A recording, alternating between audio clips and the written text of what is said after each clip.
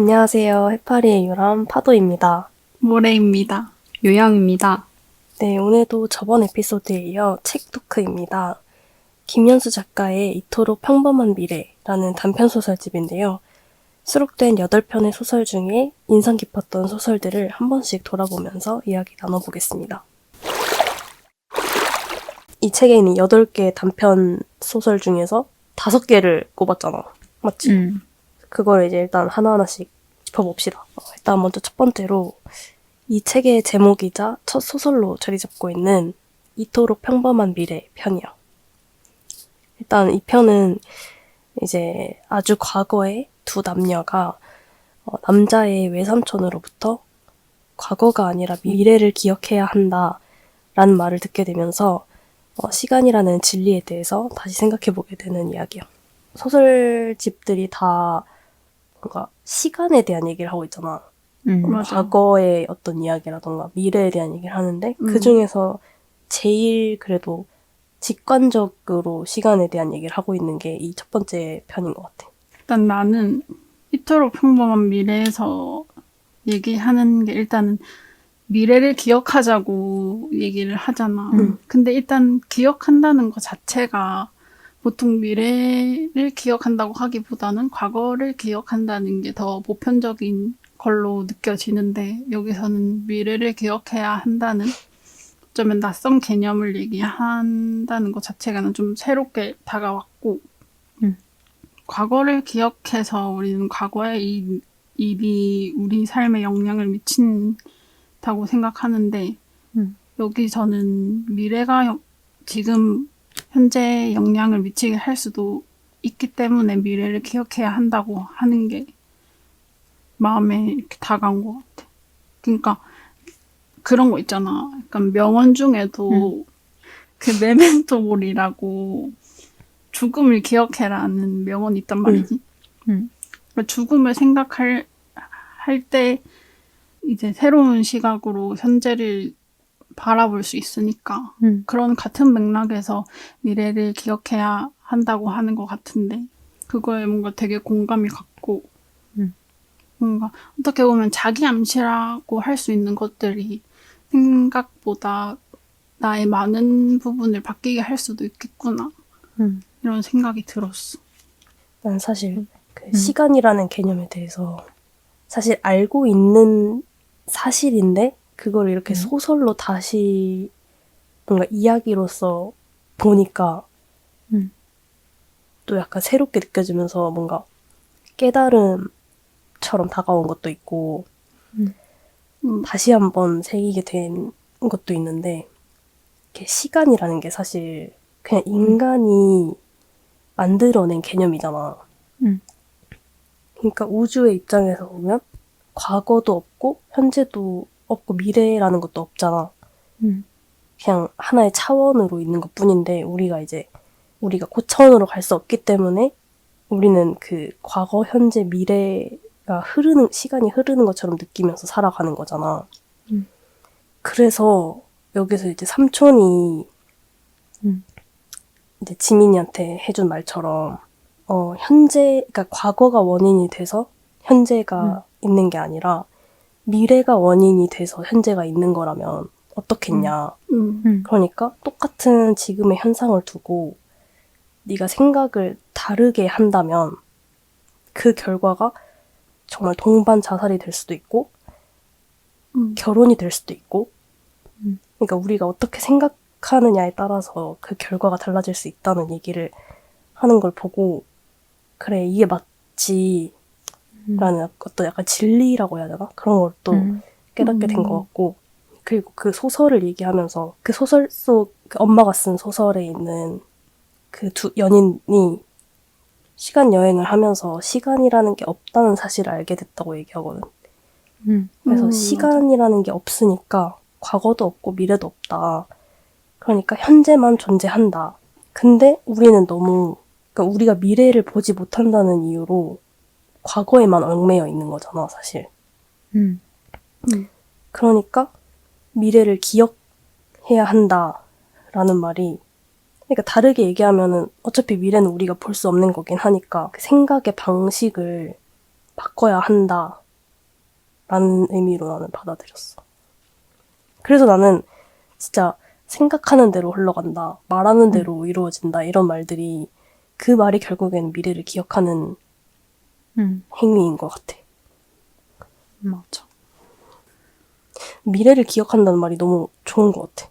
나도.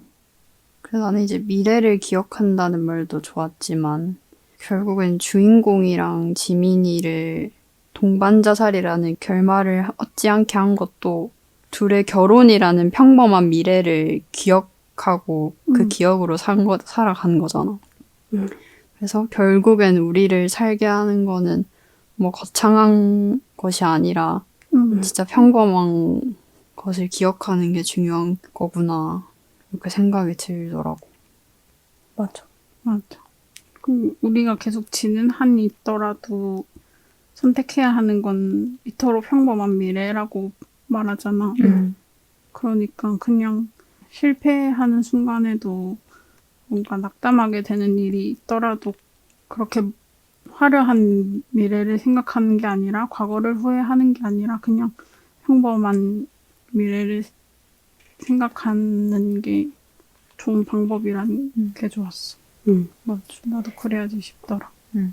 다음으로는 난주의 바다라는 소설이고, 이 편은 인생에서 이제 큰 시련과 불행을 마주하게 된 인물들에게 새로운 바람이 불어오는 과정을 그리고 있는 이야기인 것 같아. 이 난주의 바다 앞에서 나오는 세컨드 윈드 진짜 좋거든. 맞아. 그러니까 여기서는 KO를 당해서 링 바닥에 누워있을 때 새로운 공기가 돌고 나 혼자 있는 듯한 기분이 드는데 그때 바람이 분다. 이걸 세컨드 윈드라고 한다 이렇게 말하는데 세컨드 윈드가 왜 좋았냐면 유미가 남해 해안가에서 정난주 얘기를 들었을 때 그 정난주 얘기를 들음으로써 어떻게든 살게 됐고, 그게 정난주 얘기가 유미한테는 세컨드 윈드 같은 거였을 거라고 난 생각하는데, 그런 얘기를 보고 있으니까 뭔가 그렇게 최악 같은 순간에도 새로운 바람이 부는구나. 그냥 어떻게든 사라지는구나. 뭔가 그렇게 행복하지 않을 수도 있지만 그럼에도 새로운 바람이 불고 새로운 삶이 시작될 수 있다는 거 자체가 마음이 아프면서도 좀 위로가 됐던 것 같아서 좋았어. 그 정난주 얘기가 뭔지 그래도 간단하게 얘기를 해야 이해하는데 좀 도움이 되니까, 이제 정난주의 얘기가 뭐냐. 정난주는 조선시대에 되게 명문가의 딸이었는데, 이제 막 남편도 막 16살에 장원급제하고 막 이런 엄청 잘 나가는 양반 집이었는데, 이제 천주교인이었던 거야. 얘가 천주교 집안이었던 거야. 그래서 이제 박해를 이제 받게 돼. 그러면서 이제 그 이후에 정난주가 이제 도망을 가는 과정에서 자기가 이제 잡히면은 이제 아들도 있었는데 아들도 이제 노비가 될 거고 그럴 운명인 게 뻔하니까, 뭐 아이가 죽었다라는 게 밝혀지면은 그 운명을 피할 수 있잖아. 근데 아이의 시신을 증거로 내볼 순 없으니 자기의 시신이라도 발견이 되면 아이가 살 수 있지 않을까 하는 마음에 바다에 이제 뛰어드는데, 근데 이제 살게 된 거지. 거기서 자기가 죽고자 뛰어들었는데 죽지 못한 거지.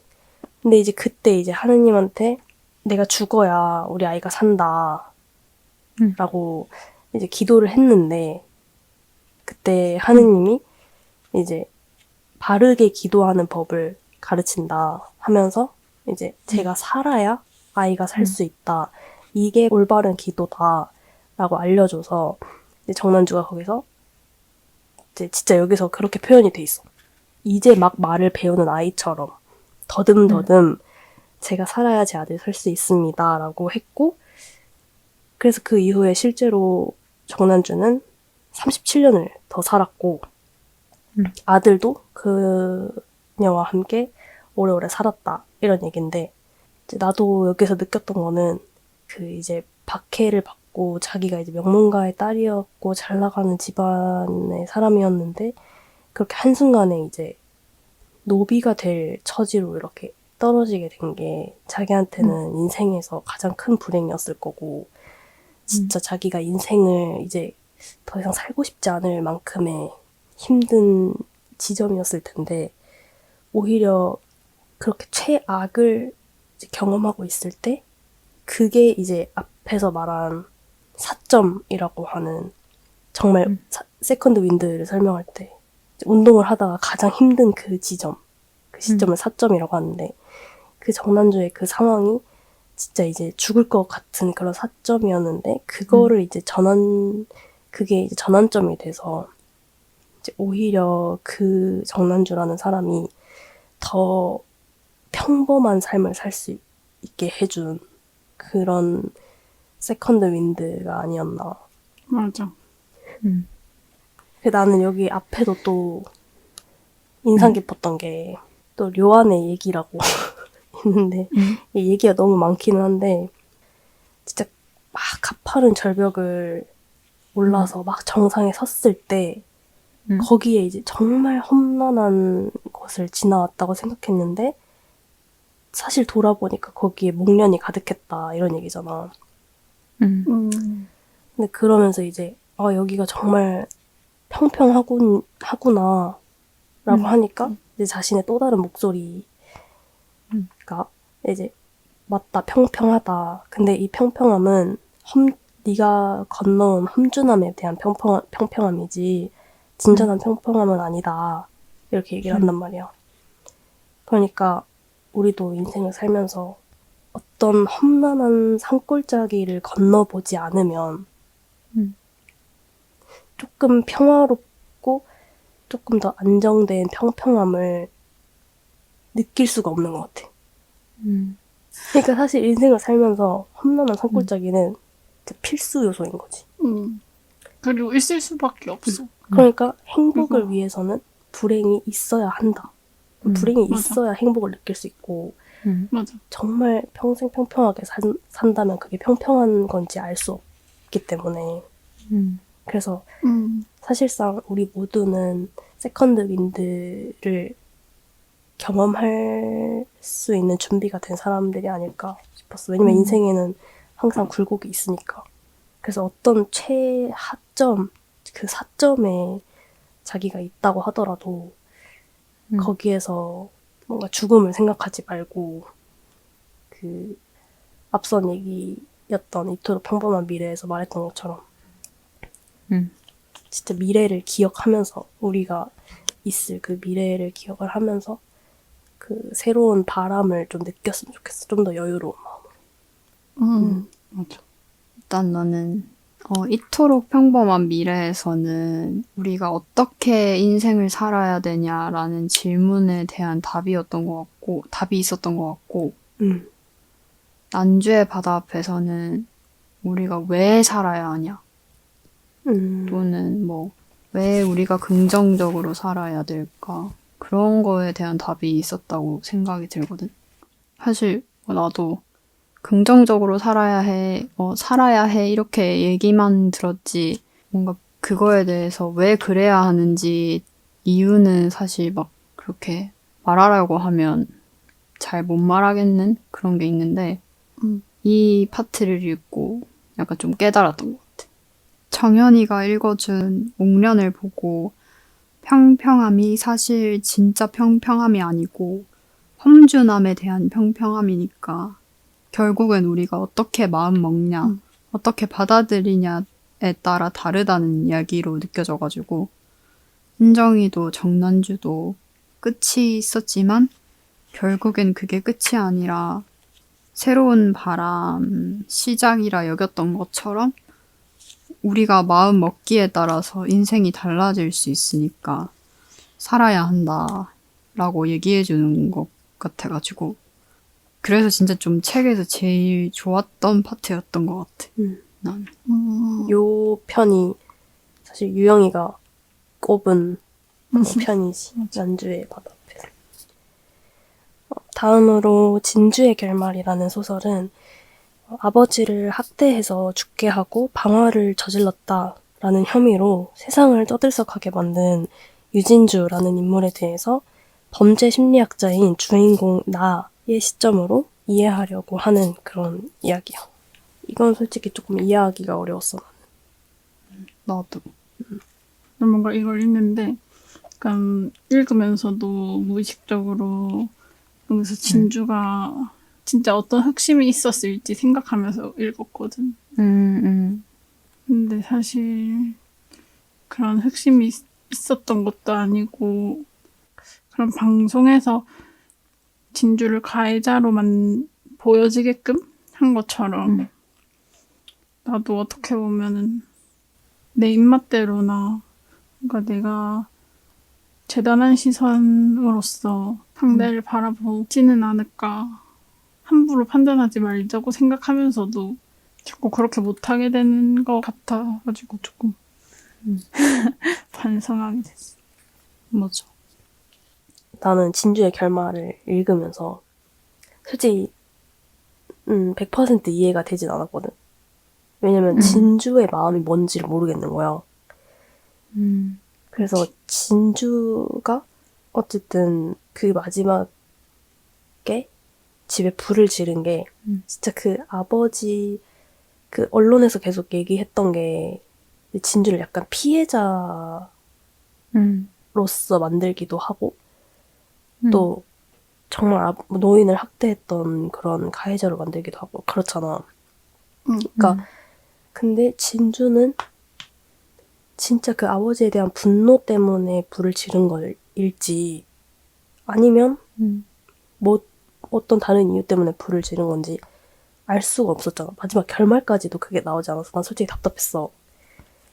근데 여기 뒤에 이제 이 편에 대한 그 약간의 해설이 있는데 이 해설을 읽어봐도 진주가 불을 지른 의미는 진주도 모를 것이고 그 누구도 영영 알 수 없을 것이라는 말을 라는 그런 해설이 나온단 말이야. 사실 어떤 목적이 없이 정말 그 달의 방향만을 생각한다는 말처럼 그냥 한 방향만을 향해서 가게 되는 일들도 있잖아. 그러니까 이유를 알 수 없고 목적을 알 수 없는 그런 선택들도 있는데 뭔가 사람들은 계속 그런 걸 해석하려고 하는 그런 경향이 있잖아. 그래서 이 사람이 왜 이런 짓을 했을까? 뭐 때문에 이렇게 했을까? 이런 이유를 찾으려고 하는 경우도 많고. 근데 그거부터가 사실은 편견이 아닐까라는 생각이 들었어. 그러니까 진주는 진짜 아버지를 사랑했을 수도 있고 아니면 정말 미워했을 수도 있고 아니면 사랑했지만 미워했을 수도 있잖아. 어떤 하나만 정답이 될 수 있는 게 아닌데 뭔가 어떤 사람 한 사람을 이해하기 위해서는 어떤 하나의 답으로서 이 사람을 정의해야 되고 이 사람이 한 행동의 이유를 찾아야 되고 이런 뭔가 인간은 확실한 걸 좋아하니까 그렇게 하려고 하는 것 자체가 되게 편견인 것 같다는 생각이 들었어. 맞아. 그런 태도에 또 약간 반성을 하게 되기도 했던 것 같아. 맞아. 그렇게 단순한 인간의 마음이 아닌데 그러니까. 뭔가 이 진주가 그 소방관들이 자신의 집 유리창을 깨는 거 보고 속이 시원했다고 가슴이 진짜 벅차 올랐다고 그제야 자유를 얻었다라고 말하잖아. 난 이게 약간 조금 묘했어. 왜 이렇게 자유로워진 건지 알 것 같은데 모르기도 하고 알쏭달쏭. 모르겠기도 하고 알쏭달쏭하고 그냥 뭔가 이렇게 여기서 벗어나고 싶었던 게 자신의 결말이었는지 아니면 그냥 누군가의 개입이 뭔가 필요했는지 뭔가 이 묘한 시점이 좀 흥미로웠달까. 나는 약간 나의 개인적인 생각으로는 좀 그런 것 같아. 약간 자기도 자기 마음을 모르겠었을 거 아니야.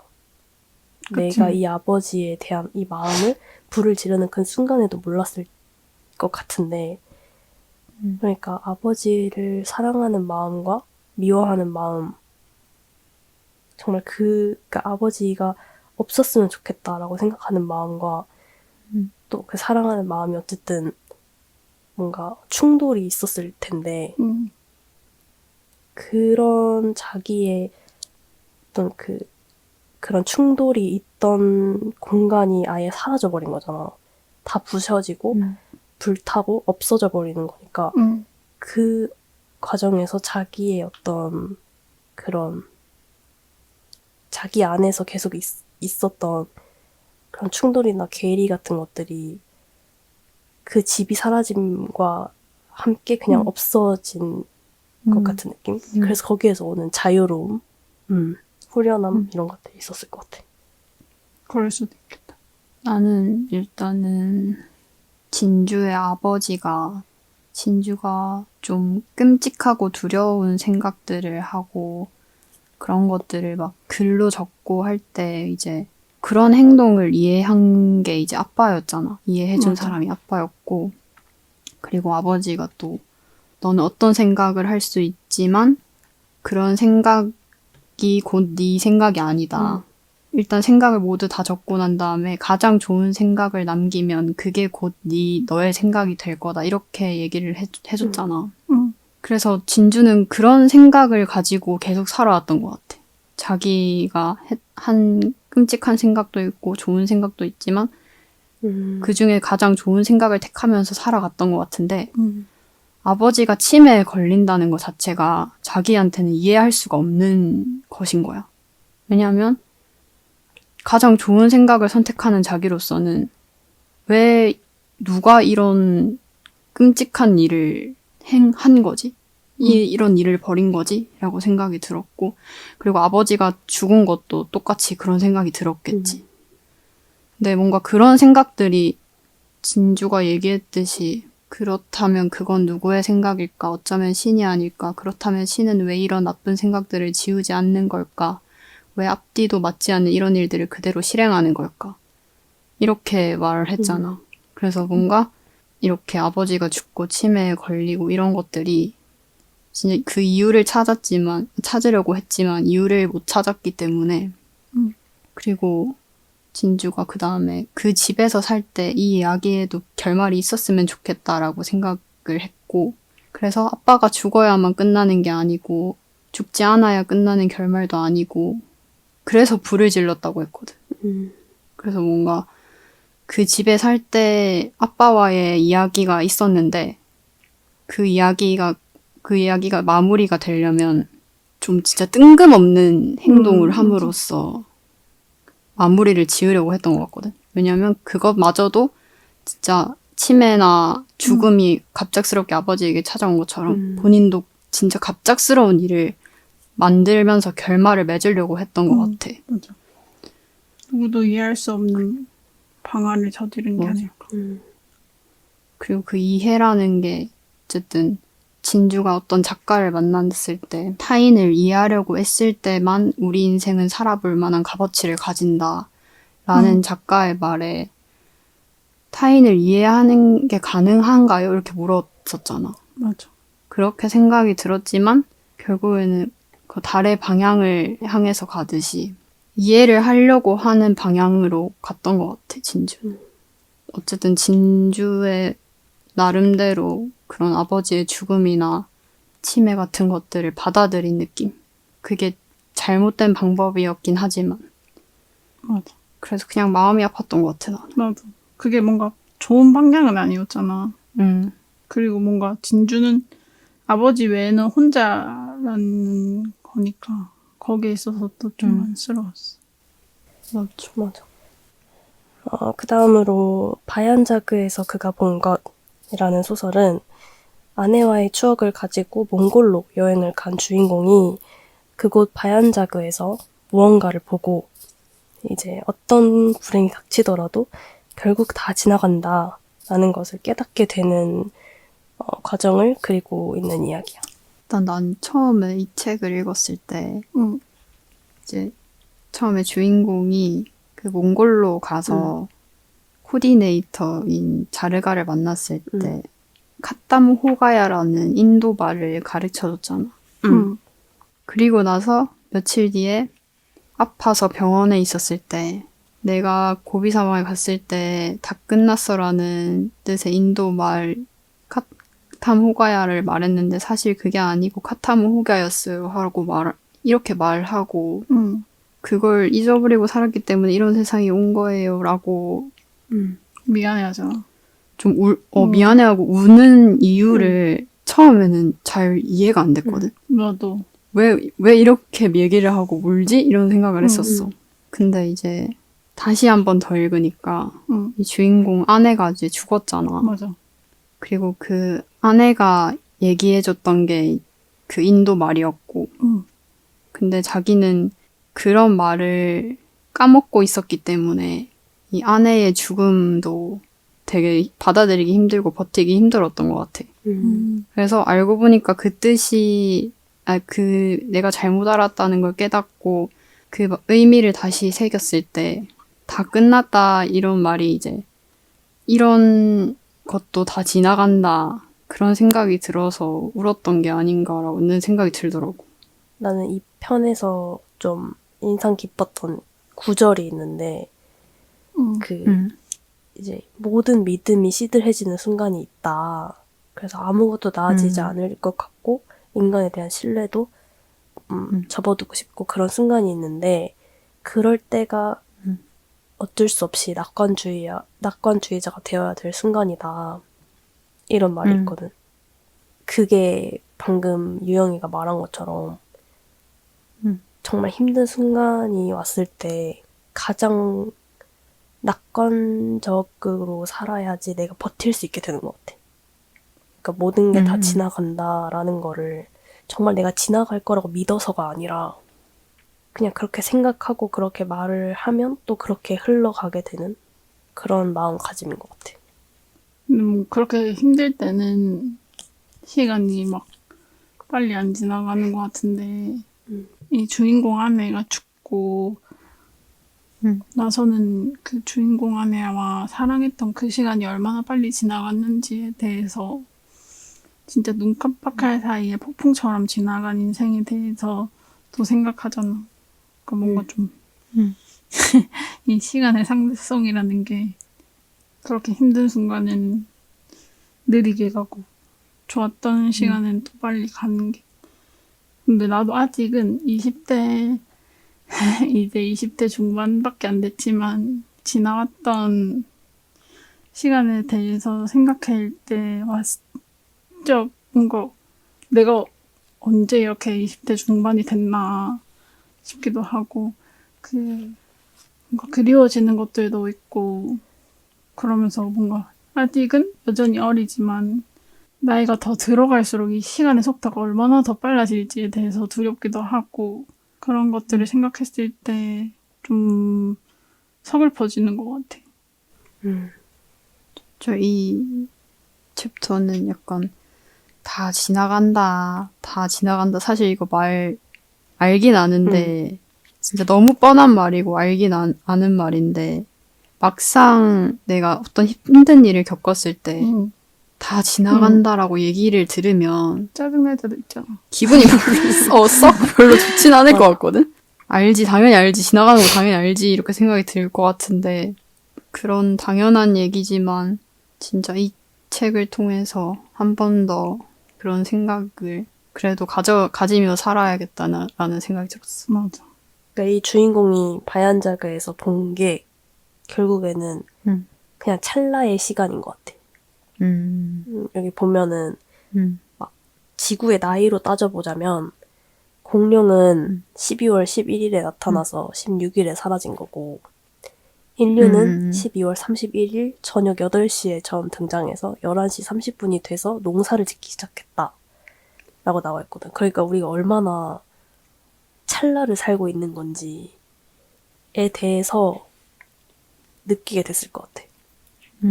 그러니까 그냥 이게 다 끝난다. 내가 지금 힘든 것도 1초다. 어떻게 보면 0점 몇 초인 거지. 그러니까 이것도 끝날 거다라는 이야기인 것 같아. 그리고 이제 다만 한 사람을 기억하네라는 소설인데 이 단편 같은 경우에는 헤어진 연인에게서 한 통의 메일을 받게 되면서 시작되는데 두 사람의 희미한 기억과 또 두 사람도 알지 못하는 또 다른 누군가의 기억이 미래에 미치게 된 영향을 그려낸 이야기라고 할 수 있지. 다만 한 사람을 기억하는은 내가 사실 제일 좋았던 편으로 꼽은 소설인데 나는 여기에 이제 후반부로 가면은 어떤 얘기가 나오냐면 나를 알고 있지만 나는 모르는 어떤 사람이 나를 10년 동안 기억을 한 거잖아. 그럴 때 그 사람이 한 그 기억이 나한테 그리고 내 인생에 그리고 이 세상에 영향을 끼칠 수 있을까? 이런 말을 하거든. 그러니까 누군가가 누군가를 기억하려고 할 때 그게 이 우주에서 영향을 끼칠 수 있을까? 이런 얘기를 한단 말이야. 나는 이거를 딱 보고 딱 최근에 내가 인터스텔라를 봤단 말이야. 다시 봤는데 인터스텔라가 딱 떠올랐어. 이제 인터스텔라도 사실 이제 우주까지 가 있을 때 중간에 이제 앤 해서웨이가 그런 말을 한단 말이야. 그 사랑이라는 게 누군가를 생각하고 기억하고 사랑하는 마음이 이제 미래를 바꿀 수 있다고 얘기하거든. 그래서 결국에는 이 쿠퍼도 깨닫게 되잖아. 자기가 머피를 사랑하는 마음이 자기를 그 블랙홀 안에서 그 5차원의 세계로 갔을 때 그게 자기를 그 공간으로 이끌어서 자기가 그 과거에 또 영향을 주는 식으로 이야기가 흘러가잖아. 그러니까 그런 것처럼 누군가를 기억하는 마음이 진짜 우주에 영향을 미칠 수도 있겠다라는 생각이 들었어. 그러니까 사실 그냥 사랑이라는 감정, 기억이라는 행위 이런 거는 우주는 진짜 과학적으로 흘러가는 공간이니까 별개의 것일 것 같잖아. 근데 진짜 어떤 식으로든 어느 한 부분에 조금 영향을 미치기 시작하면 그게 이제 결과적으로는 엄청난 큰 변화를 가져올 수도 있겠다는 생각이 들었어. 난 약간 이 다만 한 사람을 기억하네를 읽고 약간 떠올랐던 문장이 있었는데 그 류이치 사카모토라는 작곡가가 계시는데 그분이 남기신 말 중에 인생은 짧고 예술은 길다라는 말을 하셨거든. 근데 나는 그 말이 떠올랐던 이유가 류이치 사카모토 선생님이 돌아가셨거든. 근데 돌아가셨는데도 그분이 남기신 음악은 계속 남아있고 그리고 그 음악에 영향을 받아서 삶을 살아가는 사람도 되게 많거든. 그래서 그런 한 사람을 기억하는 게 그런 기억하려는 행동이 우주를 바꾸는 것 같긴 해. 나도. 근데 그래서 사실 이 후쿠다 준이라는 사람이 희진이라는 한 사람을 기억해서 이제 희진이를 다시 이끌었잖아. 그쪽으로 만날 수 있도록. 근데 그런 것처럼 단 한 사람이라도 기억을 하는 그 행위의 힘이 되게 크다는 걸 지금 알려줬잖아. 그래서 나는 뭔가 우리가 어떤 나랑 아무 상관없는 사람이 나를 기억했을 때의 이제 영향을 지금 말했잖아. 그러니까 우리가 남의 일처럼 느껴지는 어떤 일이 있을 때 그게 어떻게 보면 되게 쉽게 그냥 시간이 흐르고 나면 뭐 그만해라 뭐 이런 얘기도 많이 하고 지나갔으니까 뭐 놔줘라 이런 이야기도 하고 그러는데 조금 더 우리가 그 기억하는 거에 대한 힘을 좀 더 소중하게 생각을 했으면 좋겠어. 그래서 그게 얼마나 오랜 시간이 됐든 간에, 그리고 나랑 아무 상관이 없는 사람에게 일어난 일이라고 해도 좀 오래오래 기억하고 그랬으면 좋겠어. 함부로 말하지 않았는데. 조금 눈물 날 뻔했어. 아니 어쩐지 얼굴이 왜 이렇게 빨간가 싶어서. 조금 눈물 날 뻔했어. 왜냐면 사실 나도 조금 그랬어.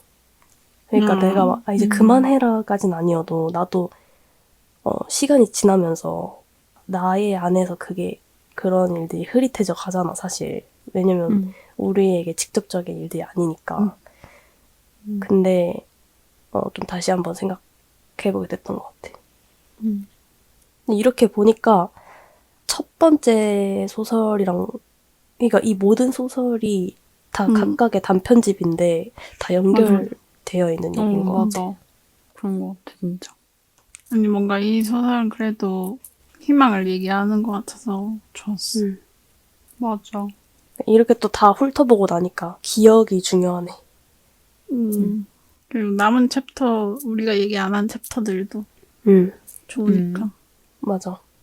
뭔가 이야기되는 챕터마다 짧은데도 주는 철학적 물음의 무게가 무거운 것 같아. 그럼 각자가 꼽은 명대사. 명대사라고 하나? 문장. 명문장. 그냥 각자가 인상 깊었던 명문. 문장. 그래, 인상 깊었던 네. 구절. 하나씩 좋습니다. 얘기를 했습니다.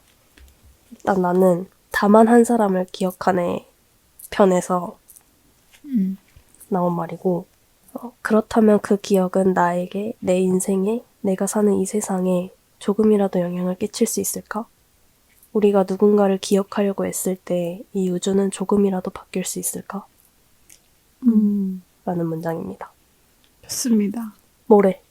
저는 사랑의 단상 2014에 나온 한 번 시작한 사랑은 영원히 끝나지 않는다고. 그러니 어떤 사람도 빈나무일 수는 없다고. 다만 사람은 잊어버린다고. 다만 잊어버릴 뿐이니 기억해야만 한다고. 거기에 사랑이 있었다는 사실을 기억할 때 영원히 사랑할 수 있다고. 그리고 나 하나 더 있는데 얘기해도 돼? 얘기해. 당연하지. 나는 해설 쪽에서도 그냥 인상 깊었던 문장이 새 바람은 공기가 전해주는 희망의 움직임이다. 공기가 뒤섞일 때 우리는 타인과 뒤섞이고 그 뒤섞임 속에서 또 다른 삶을 계속해서 살아간다. 다른 삶을 계속 살아갈 수 있다는 사실 덕분에 희망이 생기는 것이다. 좋구만요. 좋구만요. 그만. 마지막으로 유영이. 난주의 바다 앞에서에서 은정아, 인생 별거 아니다. 버틸 때까지 버텨보다가 넘어지면 그만이야. 지금은 그거 연습하는 중이야. 얼른 소주나 줘. 라고 하는 문장. 너무 이 문장 읽었을 때 공감이 됐어. 너무 공감도 되고 진짜 뭐 애니나 드라마 한 장면 같았어. 멋있는 말이다. 약간 그렇다. 그치? 그런 말 같았어. 그리고 진짜 뒤에 작가의 말도 진짜 작가의 말을 읽으면 이 책을 왜 쓰셨는지 어떤 의도로 쓰셨는지 너무 잘 알 수 있기 때문에 꼭 읽었으면 좋겠어. 그럼 오늘도 이토록 평범한 미래라는 책에 대해서 한번 리뷰해봤고, 다음 에피소드도 또 책으로 돌아오도록 하겠습니다. 안녕.